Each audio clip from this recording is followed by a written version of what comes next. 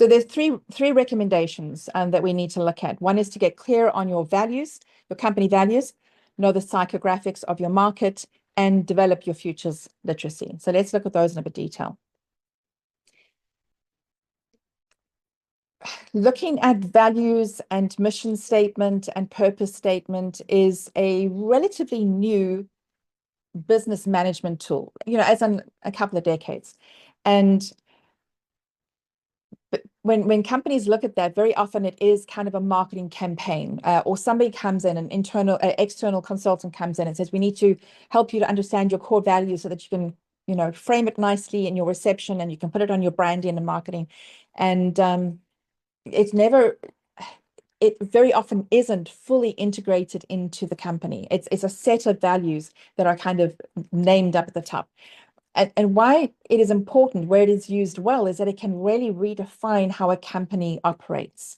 So before we looked at these things in the past, businesses were in business to do business. It was about the bottom line profit. It was about, having, a good product that makes money and employs people, and the shareholders get the profits. The more we've looked at business developing over the last couple of decades, we're getting now more conscious companies, conscious capitalism, conscious consumption, where people are saying, I want to work for a company where the values of that company reflect mine. I don't want to work for a company where I might be put into a situation where my ethics will be tested, or I might be held up on some kind of charges. I want to work for a company that creates products that are good for people, not a company that just creates widgets to make profit. So every time there's a new upgrade on a cell phone, we're just creating more waste, rather than, like Patagonia, creating something that when it goes wrong can be returned and repaired, or can be returned to be given to somebody else when that person buys a new product. So these core values have become more important for companies that are more conscious about how they work, but they're now going to be essential.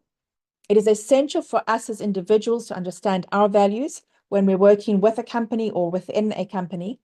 It's essential for that company to understand what their values are and what they stand for or not.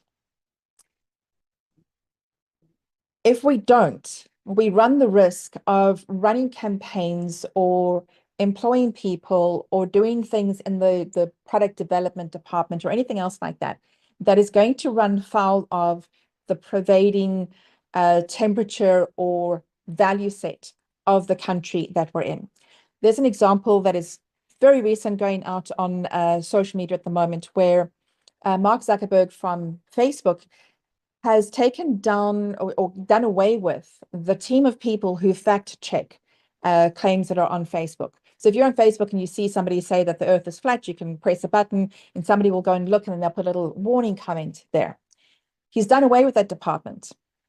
X and Elon Musk did away with that department ages ago to put automation in and to allow the community to define what is true or right or wrong, or believable or unbelievable.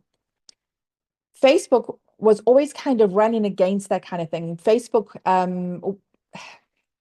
wanted the freedom to be able to do certain things with their products around the world. And now there are governments coming up with the government set of political values. And Facebook is deciding to comply with the values that are in America at the moment, rather than standing alone and talking about what they believe in.